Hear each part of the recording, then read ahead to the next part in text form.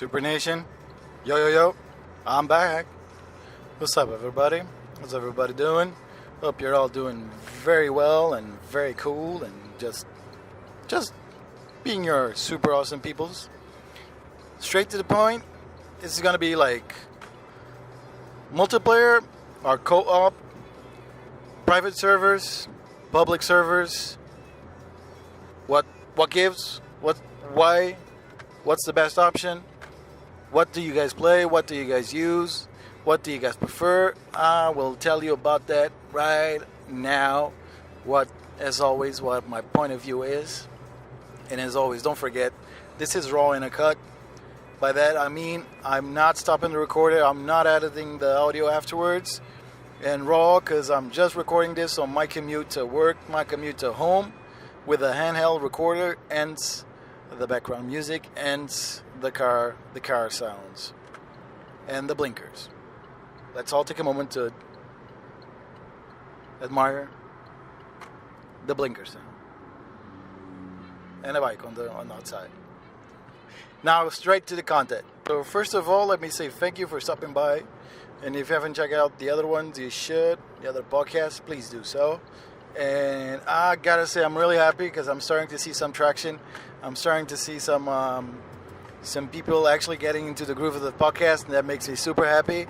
And they will continue. So first question is co-op or multiplayer?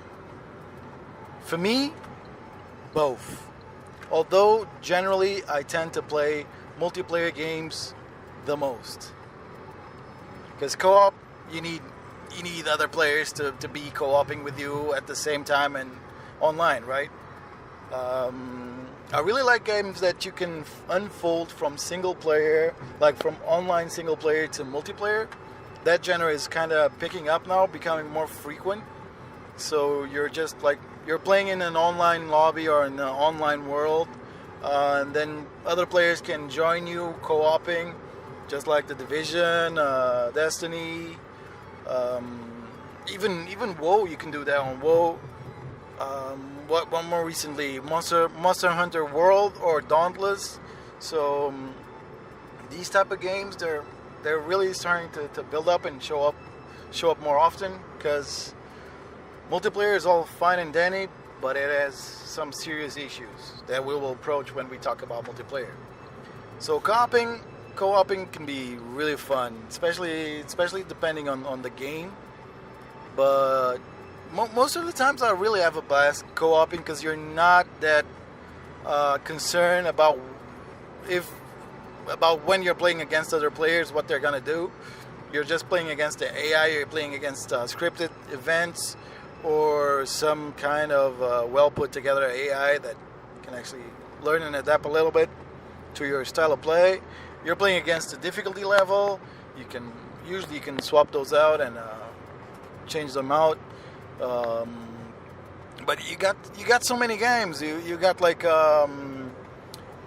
shooters. You got role playing games, or platformers. You got so much option that co-op is a very nice verse. I would like to see a lot more games, especially games that actually offer the single player and the multiplayer experience, that they start to fit in like into the multiplayer. Since you're already going to do the netcode for multiplayer, and you're already going to establish servers or some type of connection between clients. By clients, I mean players. Probably game dev companies and studios should start to do that a little bit more often, because usually it enriches your experience, and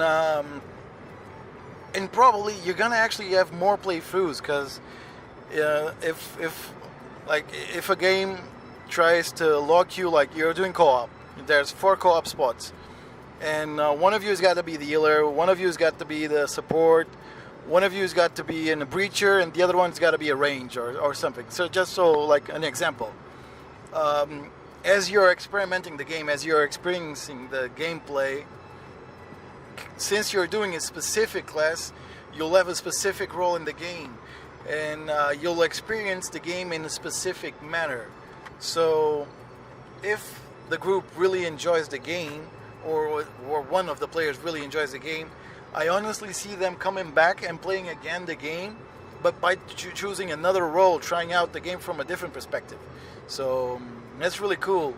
It's just like those open-ending games or open option games, like Detroit Becoming Human or Heavy Rain, all that stuff, where one decision really affects the gameplay line, and it shows a totally different game to you. So you end up trying to replay it, making different options, making different choices, doing something different, just so you can taste and acquire the game in a different manner. But it's still the same game. It's still the same game. It's probably going to be the same mechanics, the same engine. Well, the same engine for sure. Same mechanics will probably adapt on a few things, but co-oping plus single player, or just going co-oping and giving you the option to don't play with a party, just go single player in a co-op environment. Honestly, I think it should be the way we should be going with these type of games. Like let's focus on something really hot, like Assassin's Creed. It's mainly and purely single player, but imagining doing all those games, especially the open city ones or the most recent ones, in co-op, like full co-op mode. How awesome that would be. The game would open up like poof. Or even the best example is just think about GTA 5. So GTA 5, spoiler alert. GTA 5, you're gonna be playing single player game, a single player campaign, a single player game, but you get access to 3 different characters. So you will experience the game in 3 different manners. Although it is all like in a single timeline, in a single flow, so you're basically just swapping between characters back and forth. But if you ever tried it, have you ever tried to cross your characters in game? It's weird stuff happens, peeps. Weird stuff happens. If you haven't, go install GTA 5. Go do it. Go do it. So just imagine what it would be like playing a game like GTA 5. This rich world. Open world with so much stuff going on, so much stuff to do, and you're doing the storyline, you're progressing through the storyline, but instead of you swapping between characters, you're just stuck to that character, and you're gonna have to do the story with that character. Of course, in GTA 5 there comes a point where they're all doing missions either on pair or the 3 of them. So you're actually swapping to take out to use their better skills to your advantage and quickly finish the missions. Well, imagine that with 2 other dudes or girls, always or girls, and just doing it real time, no swapping. Everybody taking their best skills and trying to finish the mission. GTA style, if they did it, GTA 5 co-op storyline, man, I would replay that crap so many times, because I would want it to experience as each one of the characters and see the game from different point of views. And we're talking about a big game, 50 to 60 hour gameplay, 40 hours, 50, I don't know, something like that. If you do some side quests and if you don't get into like the business and all the other stuff that you can do randomly around the map, of course. But I know you guys are going to say, hey, but GTA 5 has got multiplayer and you can do missions together and all that stuff. Yeah, okay. If we're talking about the just missions and just the robberies, the thefts, the big ones. Well, I don't remember the name now, sorry. So, as you know, raw. There's no notes nowhere. Just my mind and my mouth.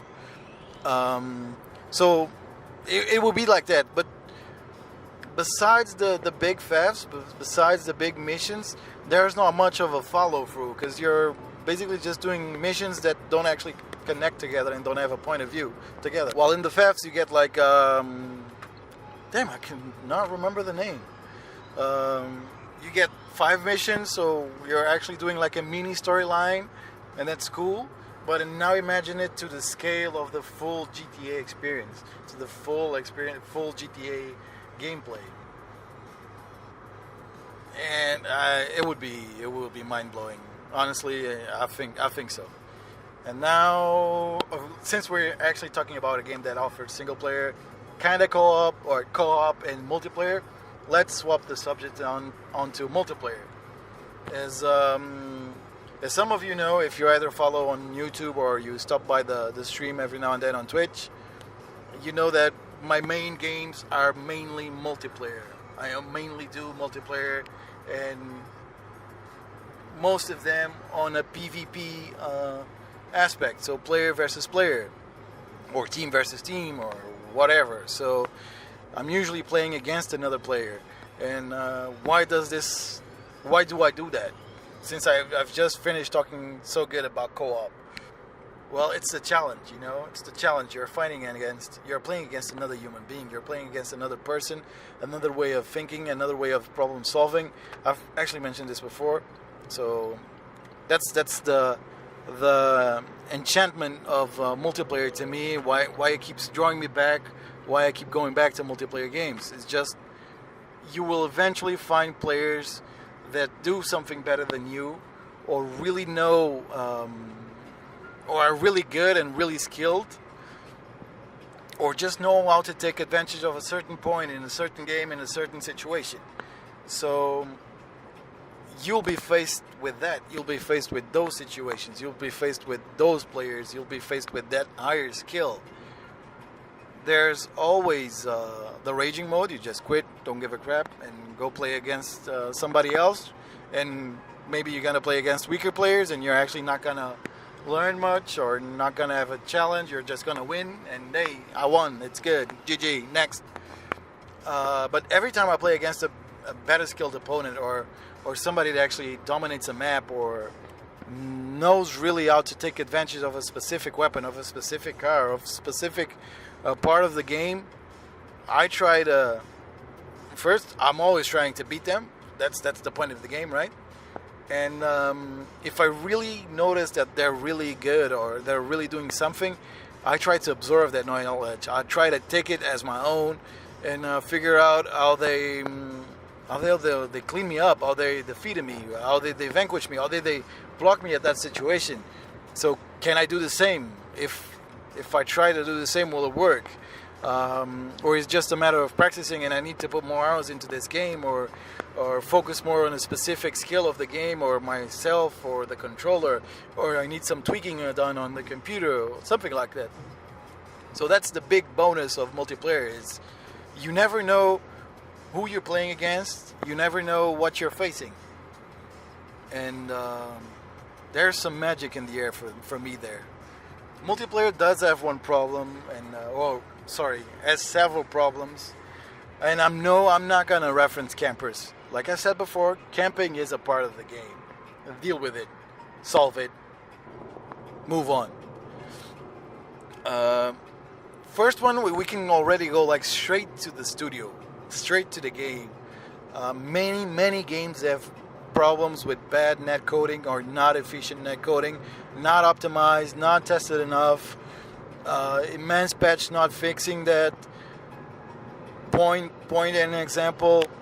Just a freaking loading screen on a multiplayer session in GTA 5.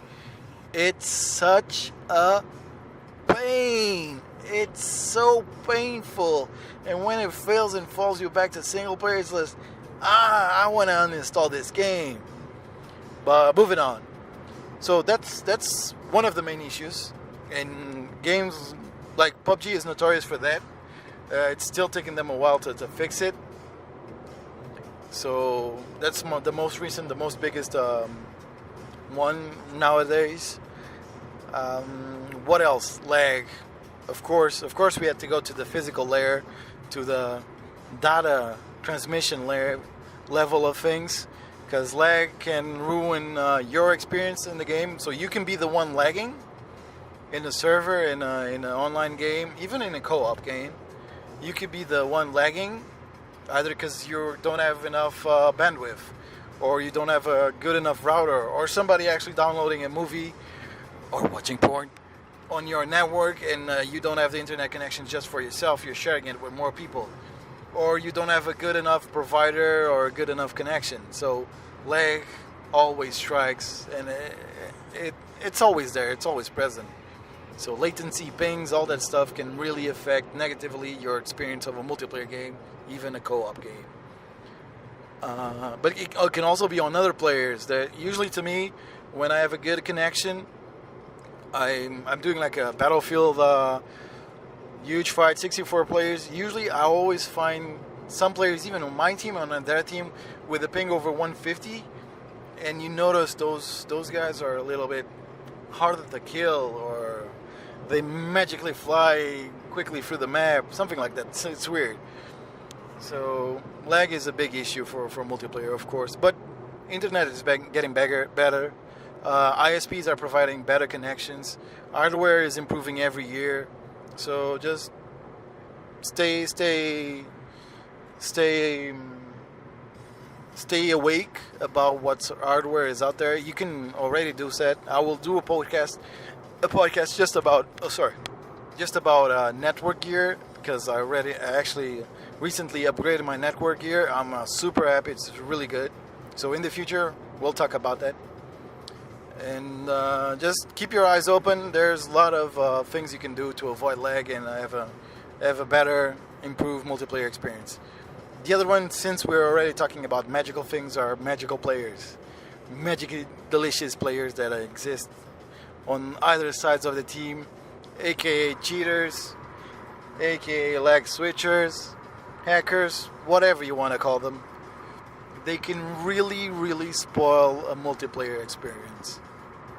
Because usually it's leveled. It's the reset line I've talked about in the Battle Royale podcast. Everybody starts at the same level, or with the same gear, or with the same setup. And then you start to improve, you start to tweak, you start to learn the maps, all that stuff, and you eventually start to do more stuff in the game you're playing, in the environment you're stuck into. And cheaters, hackers, all those dudes, man, they're like, oh, I'm gonna shoot a bullet from one side of the map, I'm not even gonna look, no scope, 360, no scope, bam, and headshot, you're down. Or you're really, really like emptying a clip, close range to the dude, and he lost no HP. What? Man, take that crap somewhere else.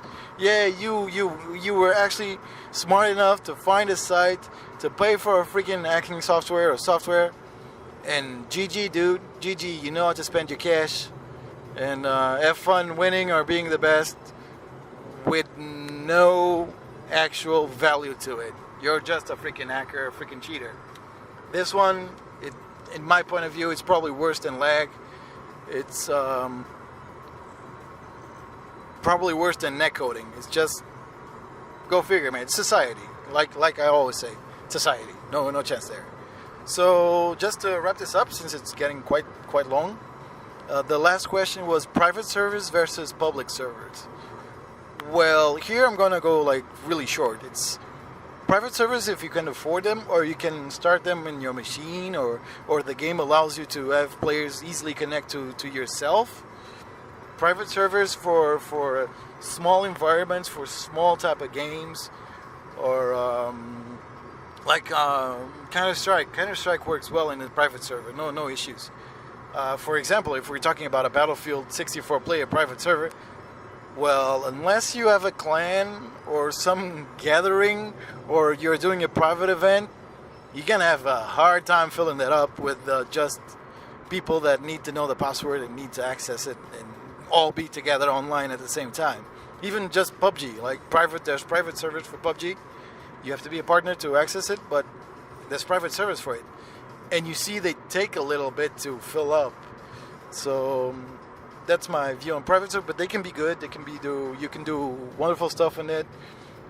When I used to clan up for Battlefield 2, we used private servers for practices. We used private servers for tournaments. And for practice, there's nothing better. You just go there, you do your stuff, check the maps, check the weapons, all that stuff. So it's good for those reasons. Don't care. Public service. Well, you're gonna get everything, right? They're probably gonna fill up. In the private server, you'll be able to set settings and set maps, set game modes. On the public server, it depends. Some have voting. If you know what I mean, it helps. If you paid it and you're the admin and you just have it open for others, it helps you, but not the other ones. So you're always stuck to the server settings. Like for example, again, falling back to Battlefield, there's a lot of high rate ticket servers out there, and I actually don't like playing that much time the same round against the same people on the same map. It kind of gets boring after a while.